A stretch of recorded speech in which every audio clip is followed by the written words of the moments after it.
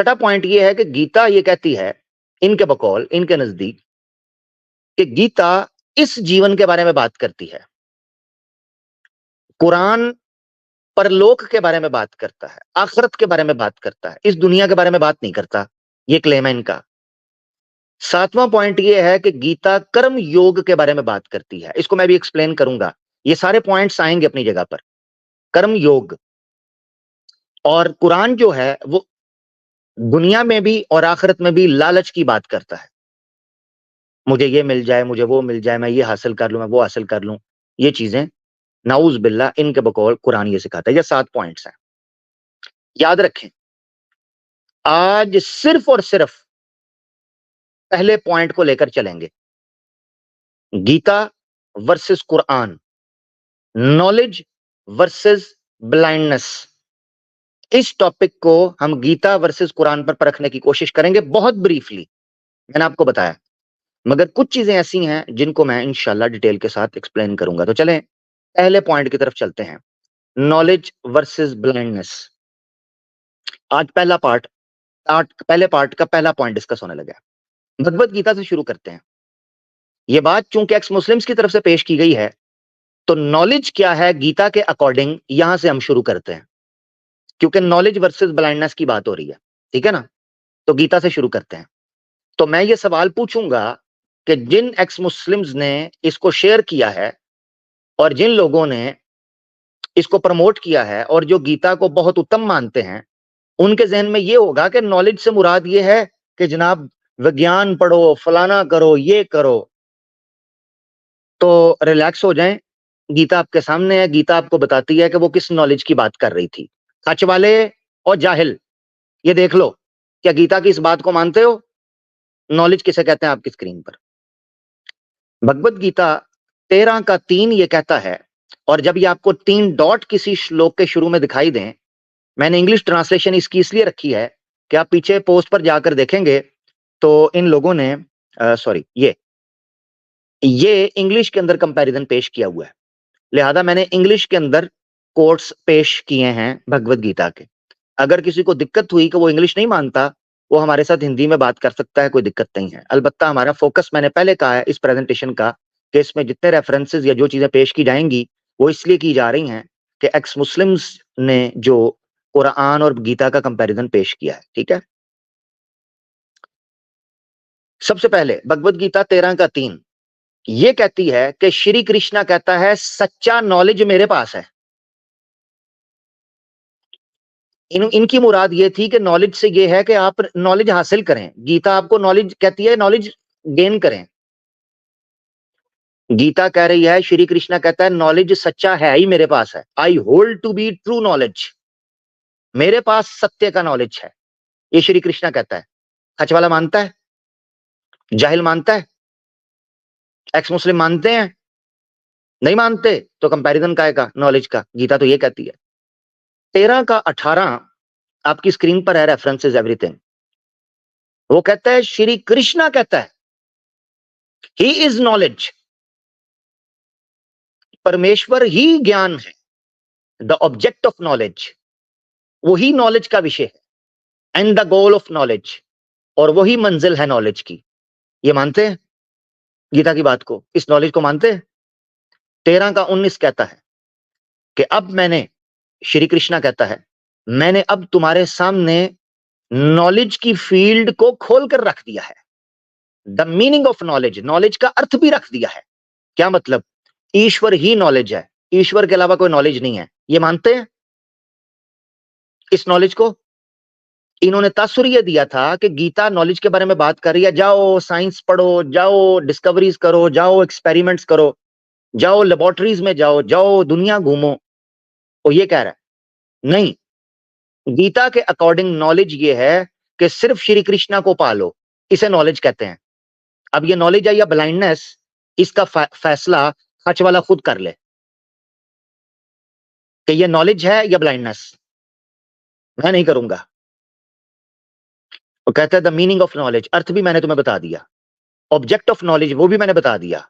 अब वो आगे क्या कहता है 13 की 19 में, व्हाइट कलर का पढ़िएगा।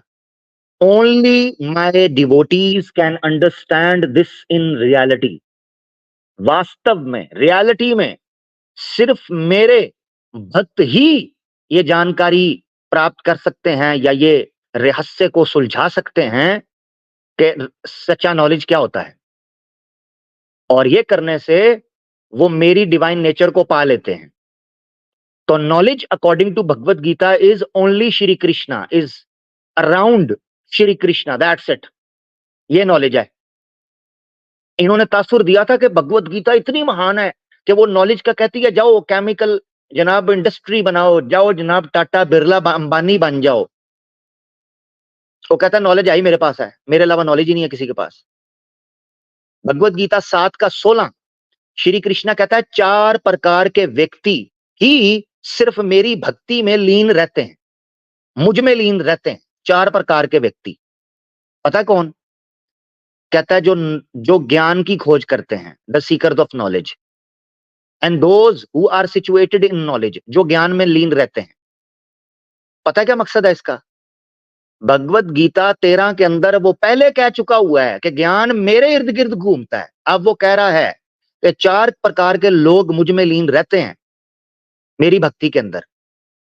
उनमें से 1-2 वो लोग हैं जो ज्ञान में खोज करते हैं। दूसरे लफ्जों में पता क्या है? जो कोई दुनिया का वर्ल्डली नॉलेज गेन कर रहा है और वो श्री कृष्णा का भक्त नहीं है, तो वो नॉलेज वाला नहीं है। समझ रहे हैं? 7:16 में श्री कृष्णा कहता है 4 प्रकार के लोग मेरी भक्ति में आते हैं। उनमें से एक है जो नॉलेज को सीख करता है। इसका मतलब क्या है कि जो श्री कृष्णा की भक्ति के अंदर नहीं है वो नॉलेज को सीख नहीं कर रहा। सिंपल। तो जो श्री कृष्णा की भक्ति के अंदर नहीं है, चाहे उसने पीएचडी की है, चाहे वो स्कॉलर है, चाहे वो साइंटिस्ट है, अकॉर्डिंग टू श्री कृष्णा वो सीकर ऑफ नॉलेज नहीं है। ये याद रखना आपने, क्योंकि अगर वो सीकर ऑफ नॉलेज होता वो श्री कृष्णा की भक्ति में लीन होता। तो इसलिए क्या ये मानते हैं इस नॉलेज को? भगवत गीता 15 का 15 पूरा श्लोक है, एंड होता है। श्री कृष्णा कहता है and from me come memory. वो कहता है जो आपका माइंड मेमोरी बनाता है ये मुझसे आती है। नॉलेज, ज्ञान भी मुझसे आता है, एज वेल एज फॉरगेटफुलनेस, और मेमोरी का भूल जाना भी मुझसे आता है। श्री कृष्णा ये कह रहा है नॉलेज आता ही मुझसे है। इन्होंने तात्पर्य देने की कोशिश की कि श्री कृष्णा कह रहा है जाओ जनाब मैथमेटिक्स पढ़ो, फिजिक्स पढ़ो, केमिस्ट्री पढ़ो, बायोलॉजी पढ़ो, साइंस की ब्रांचेस में जाकर रिसर्च करो, और जनाब इसे नॉलेज कहता है भगवत गीता। भगवत गीता कहती है नॉलेज है ही श्री कृष्णा में। अब सवाल है मेरा, ये नॉलेज है या ब्लाइंडनेस है? खच वाले, निर्णय तेरा है। तुझे मैं करता हूं कॉल थोड़ी देर में। हाँ तू सुन रहा है, मुझे पता चल गया, इसलिए मैंने 2 दिन पहले स्केड्यूल किया था। और तेरा थोड़ा सा खच वाला और दूसरा जाहिल का लोगो भी मैंने पिक्चर भी इसलिए लगाई थी ताकि तुम लोगों के कान खड़े हो जाएं कि जूते पड़ने लगे हैं तुम्हारी वजह से अब इस्लामोफोबिक हिंदुत्व के पिल्लों को। ठीक है ना? अब शुरू हो जाओ जरा। तो ये नॉलेज है या ब्लाइंडनेस? अगर खच वाला और जाहिल भगवत गीता के इस नॉलेज को नॉलेज कहेंगे तो उनको मानना पड़ेगा कि श्री कृष्णा की पूजा और भक्ति होनी चाहिए। तो करेंगे? करेंगे? नहीं करेंगे। तो फिर ये भी मानते हैं कि भगवत गीता ब्लाइंडनेस की बात कर रही है, नॉलेज की बात नहीं कर रही। मानना पड़ेगा जी। आगे, भगवत गीता नॉलेज किन शास्त्रों में ढूंढने का कहती है, किन शास्त्रों को मानती है कि वो नॉलेज है? भगवत गीता 15 का 19 और 20 पढ़ें। वो कहता है Shri Krishna those who know me without doubt as the supreme divine personality truly have complete knowledge. Shri Krishna कहता है जो मुझे जानते हैं, मेरी जानकारी प्राप्त करते हैं और सिर्फ मुझे मानते हैं, बगैर किसी संदेह के, बगैर किसी शक के, उनके पास कंप्लीट नॉलेज होता है। लेफ्ट साइड पर नॉलेज उनके पास होता है। ओ Arjun, they worship me with their whole being. फिर वो मेरी ही प्रार्थना और उपासना और पूजा प्रार्थना सब कुछ करते हैं, मेरी पूजा करते हैं।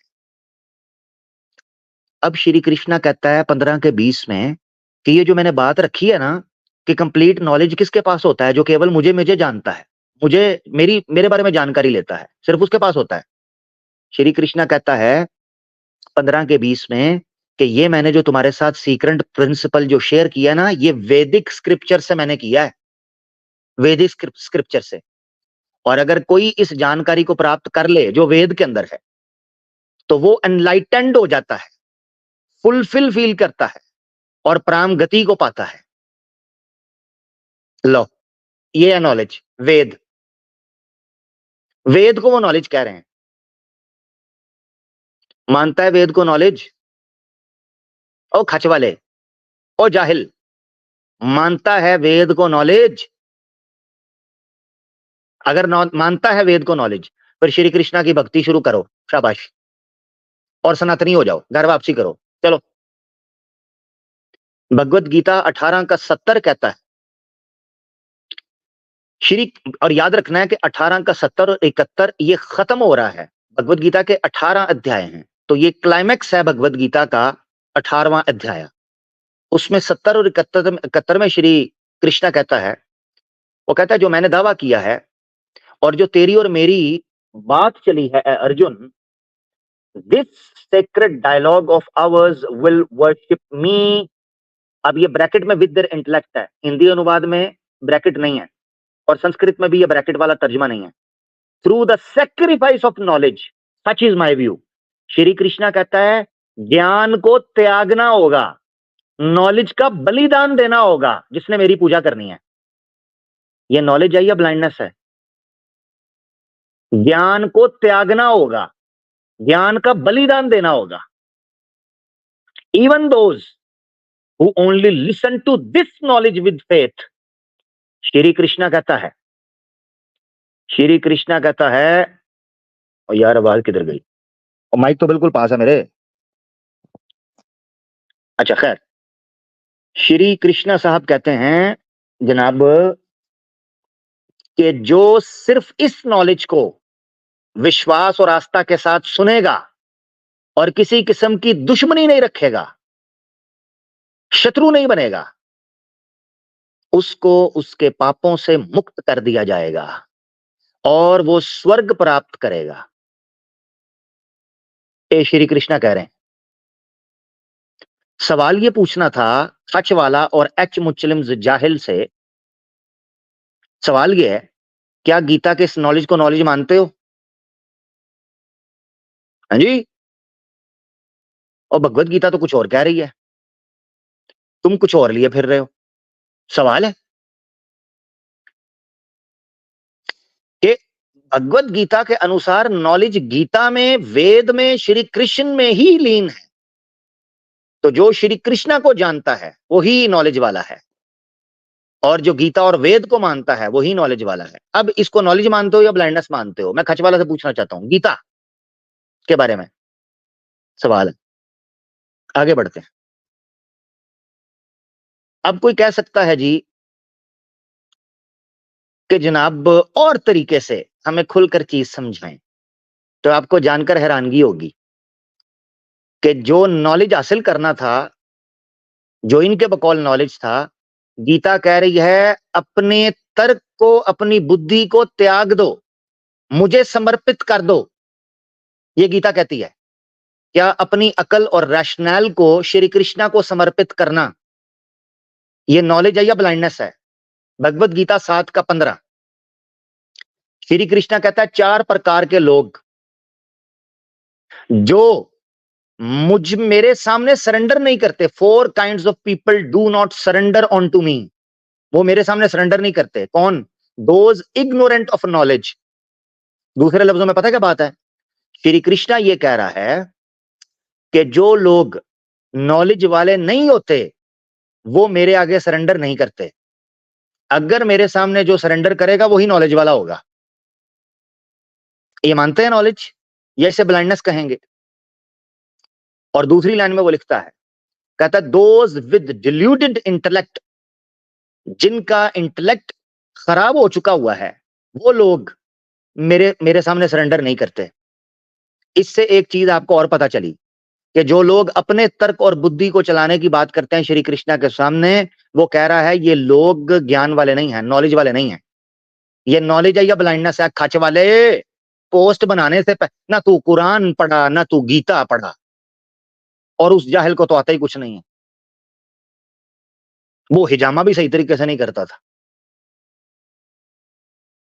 है जी, ज्यादा नहीं बोलता, भगवत गीता सामने खुली है। ना उसने कुरान पढ़ा, ना उसने भगवत गीता पढ़ी, मुंह उठा के पोस्ट बना दी, चलो जी देखी जाएगी जो होगा। अब वो लेने के देने पड़ गए हैं। भगवत गीता 8 का 7 क्या कहता है?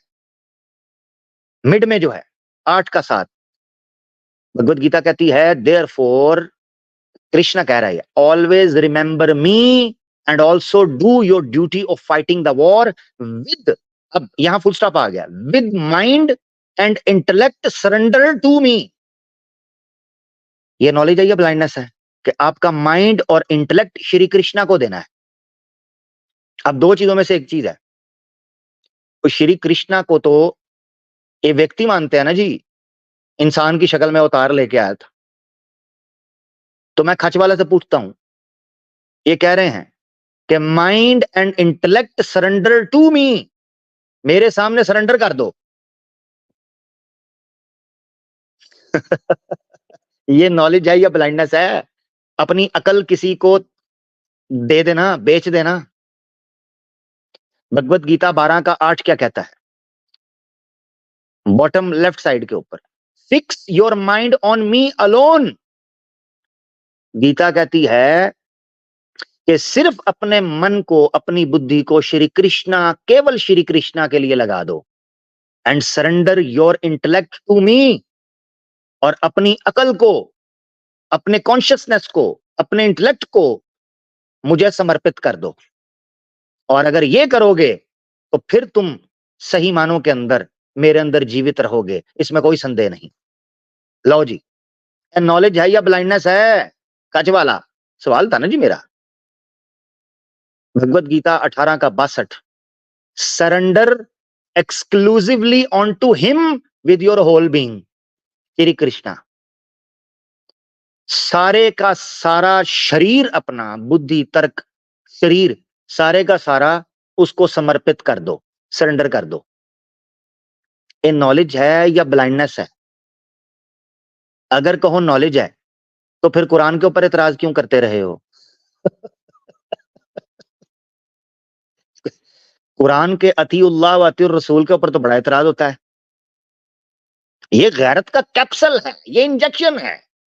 1.5 क्षणों तो या उसको भी नॉलेज कहो या इसको भी ब्लाइंडनेस कहो, अगर सच्चे हो। ये नहीं चलेगा। हिंदुओं की जेबों को काटने के लिए कुरान को ब्लाइंडनेस कहते हो और गीता तुम्हें नॉलेज नजर आता है। सखन शनास नहीं दिलबरा, खता ही जा अस्त, गुलस्त सादी व दर चश्म दुश्मना खारस्त।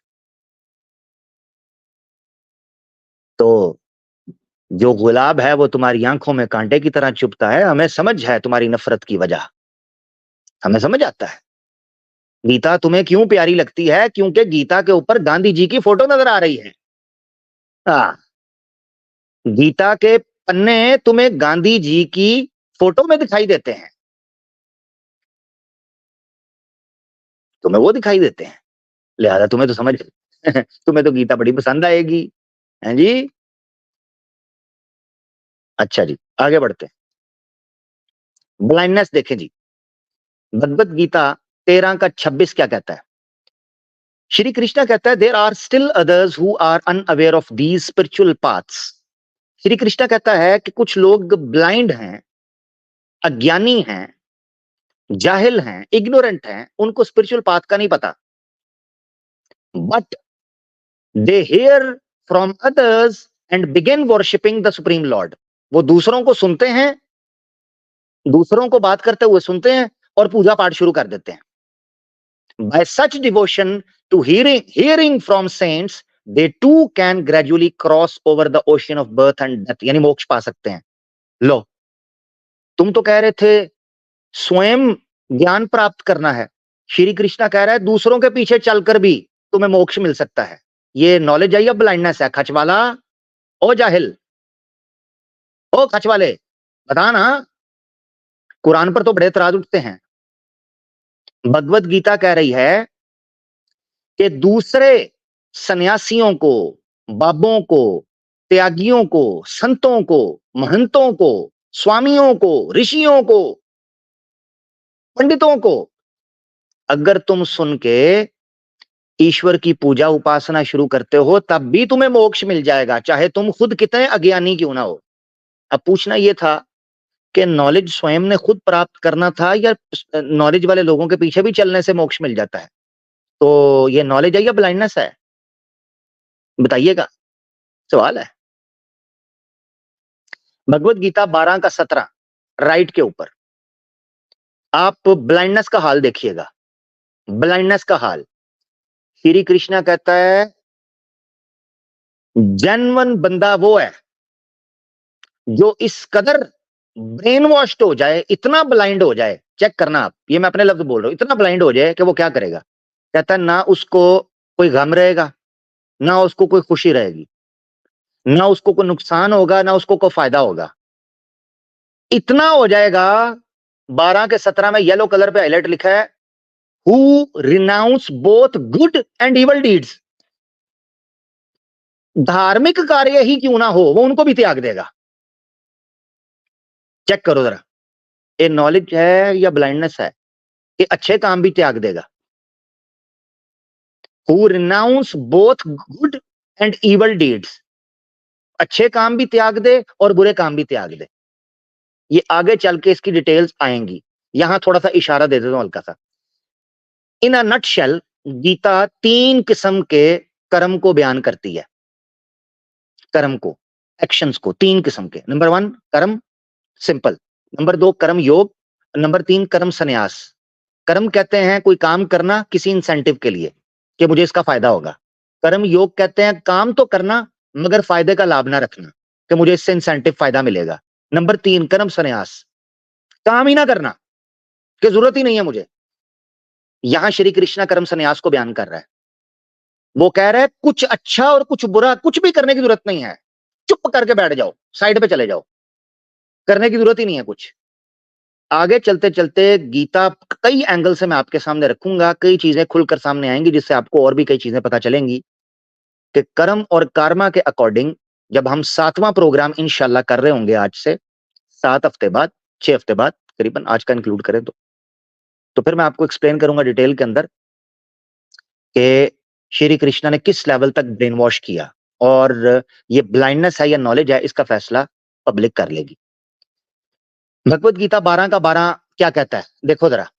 और नॉलेज देख खा चले, better than mechanical practice is knowledge, better than knowledge is meditation, better than meditation is renunciation of the fruits of actions, for peace immediately follows such renunciation।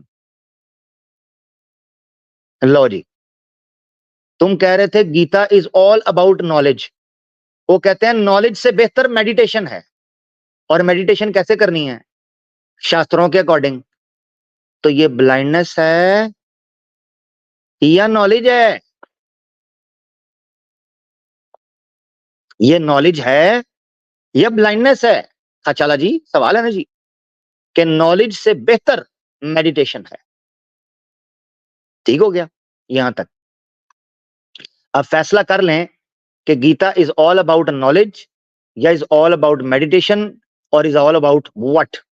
और याद रखें जब गीता नॉलेज क्या कहती है तो उसका अभिप्राय ये होता है कि श्री कृष्णा की जानकारी प्राप्त करना और श्री कृष्णा के अंदर लीन हो जाना, उसकी भक्ति करना, उसका स्मरण करना, अपनी बुद्धि और तर्क और शरीर को श्री कृष्णा को समर्पित करना ही भगवत गीता के अनुसार ज्ञान है।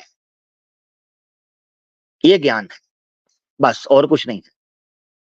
आगे बढ़े। अब हम कुरान को पढ़ने लगे हैं यहां से, कुरान के बारे में। ठीक है, यहां से बात अब आगे कुरान के बारे में शुरू होने लगी है। सबसे पहले मैंने इस प्रेजेंटेशन के अंदर कुरान को अल फुरकान कहकर पुकारता हूं। उसकी वजह यह है कि वर्सेस में जब हम कंपैरिजन करेंगे तो कुरान का एक सिफाती नाम है अल फुरकान। इसका मतलब होता है सच, सत्य और असत्य में अंतर करने वाला, न्याय और अन्याय में अंतर करने वाला, धर्म और अधर्म में अंतर करने वाला। ठीक है, तो कुरान का एक नाम है अल फुरकान। अब हम आपके सामने अल फुरकान का ये गुण पेश करेंगे कि फुरकान कैसे सत्य और असत्य को चीर के अलग करता है, न्याय और अन्याय को कैसे अलग करता है, विद्या अविद्या को कैसे अलग करता है। ठीक है, ये आपने समझना है। कुरान की ये आयत इन्न फी ज़ालिका लआयातिन लिकौमी याकिलून, ये आयत कुरान में दर्जनों बार आई है। मैंने सिर्फ 6 जगह पेश की हैं कुरान की। 2 की 164, 30 की 24, 45 की 5, 13 की 4, 16 की 66 और 67 और 16 का 12। ये 6 जगह टाइम बचाने के लिए और वक्त की किल्लत के लिए सिर्फ रेफरेंसेस पेश किए, स्क्रीनशॉट ले लें, सनातनी भी ले लें और मुसलमान भी ले लें। ये 6 मकामात पर ये आयतें उठाकर देखें जिनके आखिर में इन्न फी ज़ालिका लआयातिन लिकौमी याकिलून लिखा है या फिर लआयातुन लिकौमी याकिलून लिखा है। इन आयात को आप उठाकर देखेंगे इन 6 जगहों पर सिर्फ और सिर्फ लिकौमी याकिलून के लिए जो निशानियां रखी गई हैं वो कॉस्मोस के बारे में, वर्ल्डली मैटर के बारे में, नेचर के बारे में, ठीक है जी, एस्ट्रोलॉजी के बारे में, सोशियोलॉजी के बारे में, इवन बायोलॉजी के बारे में, फिजिक्स के बारे में, केमिस्ट्री, इन चीजों के बारे में बात करती है इन 6 जगहों के ऊपर। ये मैंने क्यों बात की है इसे समझना है। ये आयत रखने का मकसद क्या था? लिकौमी याकिलून, कुरान अकल वालों को कौम कहकर मुखातिब करता है। यह है पॉइंट मेरा, जिस वजह से मैंने ये आयतें पेश की हैं। कुरान अकल वालों को एक कौम कहकर मुखातिब करता है। इसका मतलब यह है कुरान के मुखातिब एक पूरी कौम है जो अकल रखते हैं, अकल इस्तेमाल करते हैं। कुरान ने उनको मुखातिब किया है। अब मैंने 6 मकामात ऐसे रखे हैं जिससे यह पता चलता है कि कुरान कौमिन याकिलून, ऐसी कौम जो अकल करती हो, ऐसे कॉन्टेक्स्ट के अंदर बयान कर रहा है जिनका ताल्लुक रिलीजियस नॉलेज के साथ नहीं है। पॉइंट टू बी नोटेड, इस्लाम के नॉलेज के साथ नहीं है, रिलीजियस नॉलेज के साथ नहीं है, कॉस्मिक कॉस्मोलॉजी के नॉलेज के साथ है, एस्ट्रोफिजिक्स के साथ है, सोशियोलॉजी के साथ है, साइंस के साथ है। इन शॉर्ट, उस कॉन्टेक्स्ट के अंदर कुरान कह रहा है कि निशानियां हैं ऐसी कौम के लिए जो अकल करती है। तो यहां जो इंपॉर्टेंट पॉइंट है समझने का कि कुरान नॉलेज वालों को, अकल वालों को एक कौम कहकर मुखातिब करता है और स्पेशली उनको एड्रेस करता है एज एन ऑडियंस, एज मुखातिब। उनको एड्रेस करते हुए ये कहता है कि आपने ये बात इस तरह समझनी और सुननी है। और याद रखें ये 6 मकामात है, इनको खोलकर चेक करना। मैंने बार बार बोल रहा हूं, बैकग्राउंड में इस आयत जहां ये वर्ड यूज हुआ है, ये किसी जगह पर भी रिलीजियस नॉलेज की बात नहीं हो रही कि ये उन लोगों के लिए निशानी है, बल्कि ये कहा गया है कि इनमें निशानियां हैं उन लोगों के लिए जो ये सूरज को देखते हैं और गर्दिश लैलो नहार को देखते हैं, जमीन व आसमान की तख्लीक को देखते हैं, बच्चे की पैदाइश को देखते हैं, खेती बाड़ी को देखते हैं, जानवरों को पढ़ते हैं, समुद्रों को पढ़ते हैं, बारिश को देखते हैं, दिन चढ़ता है ढलता है इसको देखते हैं, अपने इर्द गिर्द कौमों के रूजो जवाल को देखते हैं। ये सारी चीजें इन 6 आयतों के अंदर आपको मिलेंगी आसान लफ्जों के अंदर। ये पॉइंट रखने का सबसे पहला मेरा मकसद क्या था? वो था कि अकल वालों को एक कौम कहकर मुखातिब किया। अब कौम एक नेशन अफराद के ऊपर खड़ी होती है, यानी नेशन अपने सिटीजन्स की, अपने नागरिकों की आधार पर खड़ी होती है। कौम, जो कौम अकल वाली होगी, कुरान ने उस कौम के नागरिकों को भी मुखातिब किया है, उस कौम के सिटीजन्स को भी मुखातिब किया है। ये समझना, अगर कुरान ब्लाइंडनेस की बात करता होता, कुरान कभी ऐसी कौम को मुखातिब ना करता जो अकल करने वाली हो। अब कमाल बात यह है कि कुरान ने उनके नाम क्या रखे हैं आपकी स्क्रीन पर। अल फुरकान ने उनको रैशनल्स और इंटेलेक्चुअल्स को 3 बड़े नामों से पुकारा है कुरान के अंदर, जो कि बेस करता है प्योर नॉलेज के ऊपर, ब्लाइंडनेस के ऊपर नहीं। ये 3 के टर्म्स हैं जो आपको साबित करती हैं कि फुरकान ब्लाइंडनेस की बेस पर नहीं, नॉलेज की बेस के ऊपर लोगों को मुखातिब करता है, ऑडियंस को मुखातिब करता है। Number 1 उलिल अलबाब, number 2 उलिन नुहा, number 3 उलिल अबसार। उलिल अबसार ऐसी यानी कौमी याकिलून की 3 कैटेगरीज आगे आपके सामने आ गई ना, कौमी याकिलून की। उलिल अबसार कहते हैं ऐसी कैटेगरी को जो एम्पिरिकल और ऑब्जर्वेशनल बेसिस पर चीजों को देखती हो, यानी ऑब्जर्वेशन करती हो, उसको कहते हैं उलिल अबसार। बसारत से निकला है, किसी चीज को आंखों से देखना, किसी चीज को हिस्से चेक करना। तो एम्पिरिकल और ऑब्जर्वेशनल लोगों को मुखातिब किया कि अगर तुम वाकई एम्पिरिकल हो, ऑब्जर्वेशनल हो, सच्चे हो, तो आओ, ये आयतें हैं तुम्हारे लिए, परख लो। तो सूरह नूर में आयत 44 के अंदर उलिल अबसार को मुखातिब करते हुए ऑब्जर्वेशनल आर्ग्यूमेंट पेश किया है। युक़ल्लिबुल्लाहुल लैला वन नहारा इन्न फी ज़ालिका लइब्रतुन लिउलिल अबसार। जमीन और आसमान की गर्दिश जिसे तुम अपनी आंखों से देखते हो, क्या देखते नहीं हो? क्या ऑब्जर्वेशन नहीं करते? क्या ये एम्पिरिकल एविडेंस नहीं है?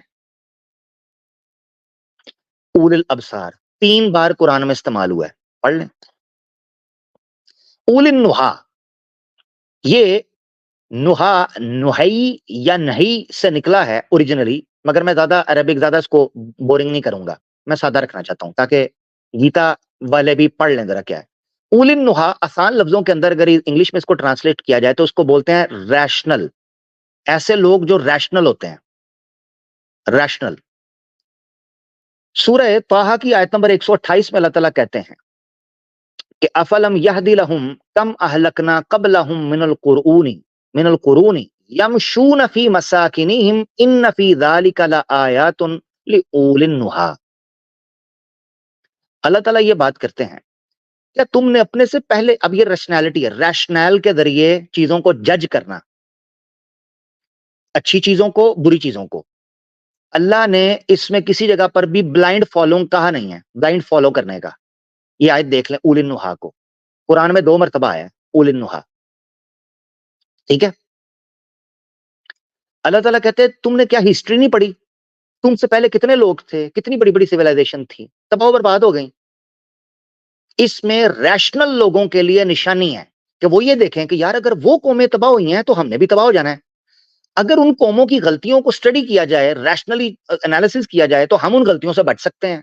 वो किस लिए तबाह हुई थी, हम बच सकते हैं। तो कुरान अपील करता है रैशनल लोगों को, और ये नॉलेज के बगैर हो नहीं सकता। याद रखें, ब्लाइंडनेस कभी भी एम्पेरिकल और ऑब्जर्वेशनल नहीं हो सकती, ब्लाइंडनेस कभी भी रैशनल नहीं हो सकती। नॉलेज रैशनल होता है, ऑब्जर्वेशनल होता है, एम्पेरिकल होता है। नॉलेज कुरान को मुखातिब कर रहा है। तीसरी उलिल अलबाब, अलबाब लुब से निकला है। लुब दूसरे लफ्जों के अंदर अकल, शऊर और मंतिक को कहते हैं। उलिल अलबाब का मतलब होगा ऐसे लोग जो लॉजिकल हों, लॉजिकली देखते हों चीजों को, लॉजिकल, मंतिक के जरिए, तर्क के जरिए चीजों को समझते हो। सूरह जुमर की आयत 9 में अल्लाह फरमाते हैं, कुल ए नबीन से कहें हल यस्तविल लदीन यालमून वल्लदीन ला यालमून इन्नमा यतज़क्करु उलुल अलबाब। अल्लाह फरमाते हैं नबी इनसे कहें ना, फिर इनसे कहें कि क्या नॉलेज वाले लोग और ब्लाइंड लोग बराबर हो सकते हैं? इसमें तो नसीहत है लॉजिकल लोगों के लिए। क्या नॉलेज वाले और ब्लाइंड लोग बराबर हो सकते हैं? दूसरे लफ्जों में कुरान ये कह रहा है। वो दूसरी आयत भी है ना, हल यस्तविल आमा वल बसीर, वो भी अल्फाज हैं। दूसरी और भी आयतें हैं कि क्या नबीना और देखने वाला बराबर हो सकते हैं? इससे भी पता चलता है कि नॉलेज, कुरान नॉलेज को, हाँ उलिल अलबाब, ठीक हो गया, उलिल उलिल अलबाब या उलिल अलबाब है। Thank you thank you thank you, मैं उलिल पढ़ रहा था, उलिन नुहा, उलिल अबसार, उलिल अलबाब, ऊ नहीं है। ये आपने समझ लिया। अब यहां एक नुक्ता है जो बोनस के तौर पर पेश कर रहा हूं मैं, जिनको कुरान पढ़ने का शौक है। कौमी याकिलून उस कौम की जो अकल करती है, उस कौम के 3 तरह के अफराद होते हैं। Number 1 उलिल अलबाब, number 2 उलिल नुहा, number 3 उलिल अबसार। 3 तरह के लोग होते हैं। उलिल अलबाब कुरान में आया है 16 मरतबा, उलिल नुहा आया है 2 मरतबा, उलिल अबसार आया है 3 मरतबा। इनको अगर हम जमा करें, ऐड ऑन करें, तो टोटल नंबर बनता है 21। 6 + 2 + 3 = 21। और जब हम कुरान की 21 सूरा देखते हैं तो उस सूरा का नाम है अल अंबिया। यानी दूसरे लफ्जों में कुरान आपको नॉलेज के जरिए ये चीज बताना चाह रहा था कि सबसे ज्यादा उलिल अलबाब, सबसे ज्यादा उलिल नुहा और सबसे ज्यादा उलिल अबसार जिस कौम को वो लोग लीड कर रहे होंगे ना, इस तरह की कौम को, वो अंबिया है। यानी ये नुक्ता निकलता है आपको कुरान से। तो 21 times rational, empirical, observational, logical लोगों की कैटेगरी को कुरान में जितनी बार इकट्ठा किया जाए तो जिस सूरत का नाम बनता है अल अंबिया। इसका मतलब ये है, जो मैं समझाऊं, बात है ये को कुरान या हदीस तो नहीं है, आपकी अपनी ऑब्जर्वेशन होती है। इससे पता चलता है कि कुरान ये बताना चाह रहा है कि जो उलिल अलबाब, उलिल नुहा, उलिल अबसार के लीडर्स हैं, अल अंबिया, वो अंबिया हैं। यानी अंबिया ऐसी कौमें पैदा करते हैं। इससे भी आपको एक दकीक नुक्ता मिलता है कि अंबिया नॉलेज पैदा करते हैं, ब्लाइंडनेस पैदा नहीं करते। तमाम अंबिया, तमाम प्रॉफिट्स नॉलेज बेस चीजों को रखते हैं, ब्रेन वॉश या ब्लाइंड फेथ या ब्लाइंडनेस पैदा नहीं करते। ये चीज आपको समझ आनी चाहिए। इससे और भी कई चीजें हैं, मैं उसको इंटेंशनली स्किप करता जा रहा हूं क्योंकि मैं चाहता हूं इसको ब्रीफ रख के, क्योंकि हमने, आपको पता है, आगे प्रोग्राम्स और करने तकरीबन 14 के करीब, उसको लेके चलेंगे। आगे बढ़ते हैं। कुरान ने एक टर्म यूज की है, सीरू फिल अर्द। ये तो वैसे मुख्तलिफ मकामात पर आया है, मगर कुरान में 2 मकामात ऐसे हैं जहां सीरू फिल अर्द की बात की गई। याद रखें, जमीन में घूमना टूरिज्म की वजह से या जॉब की वजह से होता है। आमतौर पर जॉब या टूरिज्म। कुरान ने नॉलेज बेस टूरिज्म को आपके सामने रखा। आज लोग ट्रैवल व्लॉग्स कर रहे होते हैं। कुरान ने 1400 साल पहले नॉलेज के लिए सीरू फिल अर्थ का हुक्म दिया, नॉलेज के लिए। जिससे पता चलता है कि कुरान, इस्लाम सिर्फ आपको एक इलाके के अंदर बंद रहना नहीं सिखाता, बल्कि इस्लाम आपको यह सिखाता है कि आपने दुनिया को एक्सप्लोर करना है। नॉलेज के लिए दुनिया को एक्सप्लोर करना है।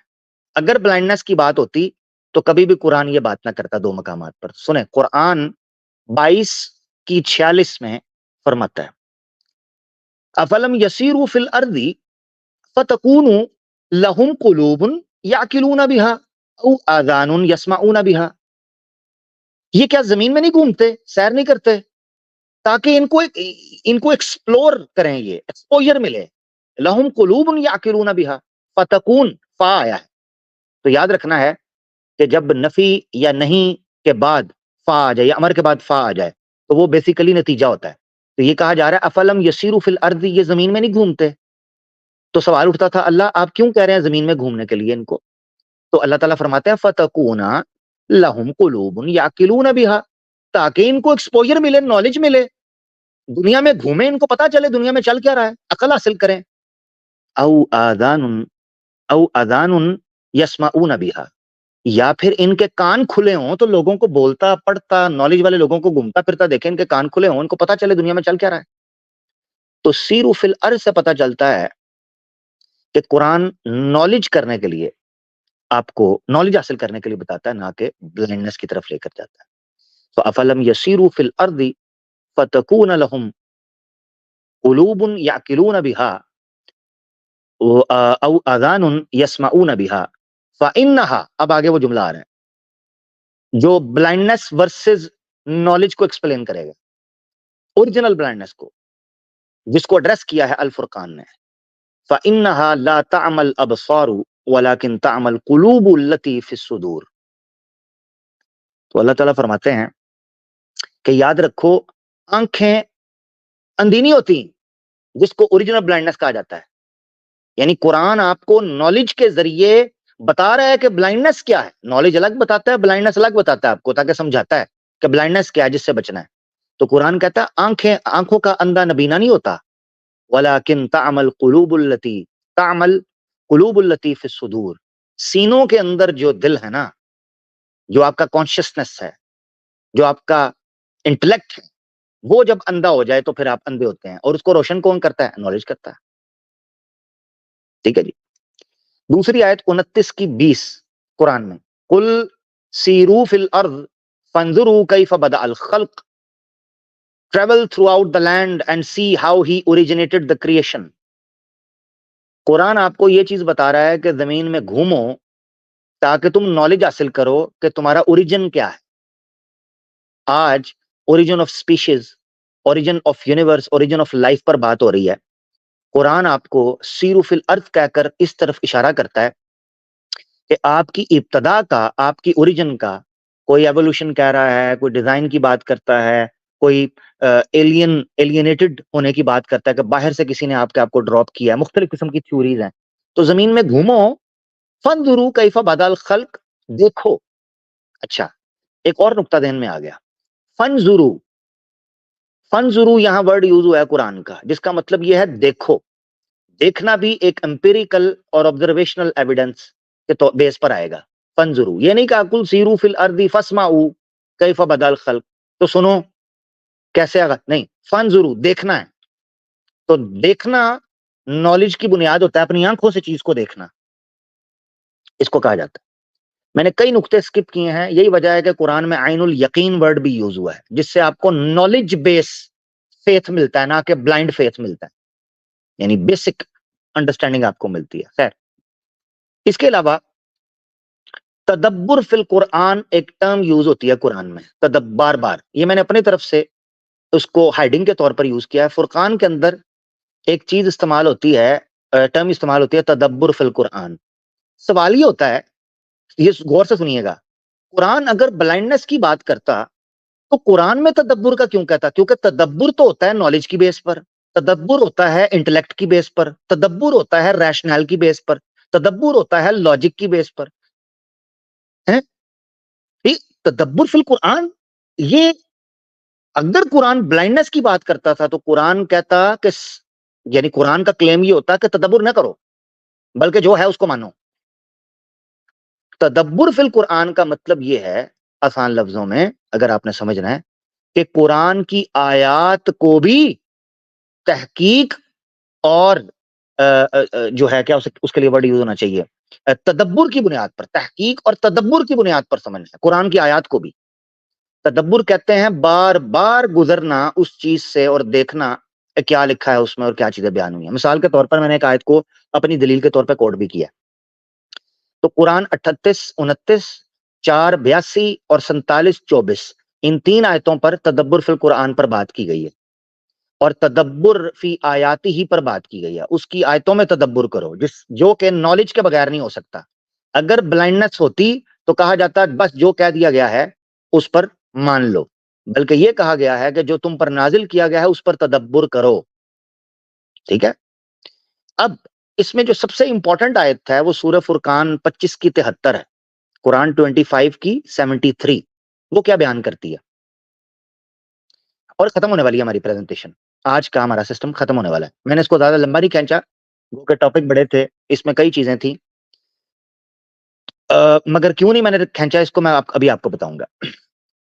वो आयत क्या कहती है? वो आयत कहती है, and those who when reminded of the verses of their Lord do not fall upon them deaf and blind। कि जब इन लोगों पर अल्लाह की आयात यानी कुरान पढ़कर या कुरान इनके सामने पेश किया जाए, do not fall upon them deaf and blind, तो कुरान की आयतों पर भी गूंगे, बहरे और अंधे बनकर नहीं गिरना। बताओ मुझे, ऐसी किताब कुरान है जो अपनी आयत के बारे में भी कह रही है कि यहां भी ब्लाइंडनेस नहीं चलेगी। इससे बड़ी नॉलेज की बात है कोई कुरान में? तुम कहते हो कुरान ब्लाइंडनेस की बात करता है, कुरान अपनी आयतों के बारे में कह रहा है कि ब्लाइंड ना बनो। अपनी आयतों के बारे में, दूसरों को तो छोड़ देना, खुद अपने बारे में कहता है कि मेरी आयतों को ब्लाइंड और डेफ बनकर आपने उस पर सिर्फ गिर नहीं पड़ना, बल्कि तदब्बुर करना है, रिसर्च करनी है। ये इस चीज की तरफ इशारा है कि कुरान आपको ब्लाइंडनेस नहीं बल्कि नॉलेज बेस बिलीवर बनाता है, नॉलेज बेस फेथ अता करता है, नॉलेज बेस रैशनल लॉजिक और आपका जो है एक्सपोजर रखता है, नॉलेज बेस, ब्लाइंडनेस बेस नहीं। आखिरी स्लाइड आपके सामने रख के फिर मैं एक्सप्लेन करता हूं इसको मैंने कम क्यों रखा है, यानी आज मैंने इसको ब्रीफली रखा है ताकि आपको पता चले। आखिरी, अब हम चलते हैं फुरकान ब्लाइंडनेस को किस नजर से देखता है। कुरान ने जब ब्लाइंडनेस को एक्सप्लेन किया है तो यकीन करें इल्म के कॉन्टेक्स्ट में एक्सप्लेन किया है और ब्लाइंडनेस को जुलुमात से तशबीह दी है, जिससे यह चीज पता चलती है कि कुरान ब्लाइंडनेस को पसंद नहीं करता, वरना कभी मिसाल ना देता उसकी। कुरान कहता है सूरह हूद की आयत नंबर 24 में मसलुल फरीकैनी कल अमा वल असम, एक अंधे और एक गूंगे की मिसाल, सॉरी बहरे, गूंगे, अंधे और बहरे की मिसाल ऐसी है, वल बसीर व समी, जिसके मुकाबले के अंदर देखने वाला और सुनने वाला हो। हल यस्तवियानी मसलन, क्या ये दोनों बराबर हो सकते हैं? अफला तज़क्करून, तो तुम क्यों रैशनल और अकल को इस्तेमाल नहीं करते? अकल को इस्तेमाल क्यों नहीं करते? क्या एक अंधा और देखने वाला बराबर हो सकता है? अगर कुरान ब्लाइंडनेस को फॉलो करने की बात करता तो कुरान कभी बुरी शक्ल के अंदर ब्लाइंडनेस को पेश ना करता, इस एतबार से कि वो कहता कि देखने वाला और अंधा कभी बराबर हो सकता है? नहीं हो सकता। हल यस्तवियानी मसलन, क्या ये मिसाल के तौर पर भी बराबर हो सकते हैं? हल यस्तवियानी मसलन, क्या ये दोनों मसलन भी बराबर हो सकते हैं? ये इस्तफाम इनकारी है। अरबी जुबान में इस्तफाम इनकारी बोलते हैं कि सवाल किया जाए मगर खुद पता हो कि सवाल का जवाब नफी में आएगा। नहीं हो सकते। क्या अंधा और देखने वाला बराबर हो सकते हैं? नहीं हो सकते। तो फिर कुरान कैसे तुम्हें कहेगा कि अंधे हो जाओ, जब खुद कुरान कह रहा है कि देखने वाले का मुकाबला ही नहीं हो सकता अंधे के साथ? फिर कुरान तुम्हें कहेगा कि खुद अंधे हो जाओ? वो तो कहेगा नॉलेज हासिल करो, आंखें खोलो। सूरह अर्राद की आयत नंबर 16 में अल्लाह फरमाते हैं, कुल हल यस्तविल आमा वल बसीर अम हल तस्तविज जुलुमात वन नूर। कैसी एग्जांपल दी है? कुरान कहता है अल्लाह के नबी इनसे कहें, क्या अंधा और देखने वाला बराबर हो सकते हैं? हम अम हल तस्तविज जुलुमात वन नूर, क्या अंधेरे और रोशनी भी बराबर हो सकते हैं? कुरान ने ब्लाइंड फेथ को, ब्लाइंडनेस को अंधेरे से जुलुमात से तशबीह दी है और उसके मुकाबले में नॉलेज को नूर से तशबीह दी है, इल्म को नूर कहा है, जिससे यह चीज पता चलती है कि कुरान नॉलेज बेस्ड फेथ की बात करता है, नॉलेज देने की बात करता है, ना कि ब्लाइंडनेस की। ये चीज आपको समझने की है। इसी चीज के साथ आज की एपिसोड का इख्तिताम हुआ। यहां पर मैं बहुत इसको लेकर चलना चाहता था मगर मेरे ध्यान में ये आइडिया था, मैं आपको बताता हूं कि मैंने इसको मुख्तसर क्यों रखा है। हालांकि कई ऐसे पॉइंट्स हैं जो मैं खुद फील कर रहा हूं तिश्ना है, बहुत सी चीजें हैं जो इस टॉपिक पर अभी रहती हैं। क्यों? मैंने आपको बताया पहले मेरा इरादा था मैं इस प्रोग्राम को 2 पार्ट्स में करूंगा। पार्ट नंबर 1 में 7 पॉइंट्स, पार्ट नंबर 2 में 7 पॉइंट्स, प्रोग्राम खत्म। मगर जब मैंने देखा कि एक-एक पॉइंट इस चीज का मुतालबा करता है कि इस सिलसिले से हम हिंदू नौजवानों को और मुस्लिम नौजवानों को गीता और कुरान का ऐसा कंपैरेटिव एनालिसिस, कंपैरेटिव स्टडी पेश करें जिससे उनको बहुत कुछ सीखने को और उनकी दृष्टि तब्दील हो जाए, उनका पैराडाइम तब्दील हो, उनकी सोच तब्दील हो, उनका एंगल तब्दील हो कुरान और गीता को पढ़ने का, वो सोचें। और कुरान के बारे में जो ये प्रोपेगेंडा शुरू किया हुआ था, एक नैरेटिव बनाया हुआ था कि कुरान जनाब अंधविश्वास का नाम है, कुरान आपको जनाब सिर्फ ये कहता है अंधे होकर गिर पड़ो, कुरान ये कहता है बस सुम्मुन बुकमुन बन जाओ। या कुरान ये कहता है कि आपको अंधों की तरह बस पीछे चलते रहो, बल्कि कुरान का ऐसा एंगल आपके सामने है। अभी बहुत सी चीजें अनफोल्ड होनी है। मैं आपको यकीन दिलाता हूं मेरे नौजवान दोस्तों, चाहे वो हिंदू है मुसलमान है, मैं रिक्वेस्ट करता हूं कि इस सीरीज में हमारे साथ रहना है आपने। आपको इतनी मैं कहता हूं कि एक्साइटिंग किस्म की और शॉकिंग किस्म की, यहां तक के, ठीक है ना, एक पॉजिटिव शॉक होगा, शॉकिंग किस्म का एंगल मिलेगा कुरान को पढ़ने का, शायद जिससे पहले आपने कुरान को इस तरीके से नहीं देखा होगा। और ये कोई मेरा कमाल नहीं है, कुरान ही है जिसको मैं पेश करूंगा। मेरा कमाल तो तब नाउज़ बिल्ला तब होता ना जब मैं को घड़ से को चीज घड़ के ले आया हूं। कुरान में वो चीजें मौजूद है, मगर वक्त की किल्लत की वजह से, या आपका ध्यान ना जाने की वजह से, या कभी इस तरह ना पढ़ने की वजह से कई दफा ये आयतें आपसे आप इग्नोर कर देते हैं, वो नहीं नजर आती हैं आपको। मगर ये है कि जब आप इस एंगल से चीजों को देखेंगे आपको पता चलेगा कि कुरान ने कैसे कहा है। अच्छा, अब मैं यहाँ एक चीज बयान करके फिर लिंक ओपन करता हूँ। देखें, आगे तकरीबन 13 पॉइंट्स बाकी हैं। उन 13 पॉइंट्स के अंदर बहुत सी ऐसी चीजें आने वाली हैं जो चीजें आज मैंने ब्रीफली एक्सप्लेन की हैं, इसलिए मैंने इस प्रेजेंटेशन को छोटा रखा, क्योंकि वक्त गुजरने के साथ साथ वो चीजें जब अनफोल्ड होंगी ना तो आपका माइंड बन चुका होगा। और आप अगर पहले एपिसोड आज से कोई हमारे साथ जुड़ा हुआ है ना, जब आज से वो 14 हफ्ते बाद वो प्रोग्राम के एंड पर पहुंचेगा, कुरान के बारे में उसका सोचने समझने का मिजाज बदल चुका होगा। कुरान के बारे में एक ऐसी जानकारी उसको मिल चुकी होगी जिससे शायद पहले वो आशना और वाकिफ नहीं था। याद रखना है। तो इसीलिए इस प्रोग्राम, इस सीरीज को आपने मेरे साथ लेकर चलना है, ये हमारे लिए बड़ी स्पेशल होगी इंशाल्लाह। ठीक है। अब यहां मैं आखिरी बात करके फिर लिंक ओपन कर देता हूं, जो इसी से लिंक थी, वो ये है, कुरान ने सिर्फ नॉलेज गेन करने का हुक्म नहीं दिया कि नॉलेज गेन करो। कुरान ने सिर्फ ये हुक्म नहीं दिया, कुरान ने आपको तरीका बताया है कि नॉलेज गेन कैसे करना है। याद रखना, भगवत गीता आपको मेडिटेशन के जरिए मोक्ष प्राप्त करने की बात करती है, उस तरफ लेके जाती है, नॉलेज बेस नहीं। कुरान आपको नॉलेज सीखना कैसे है उस तरफ लेके जाता है। मान लो मिसाल के तौर पर 1 मिनट के लिए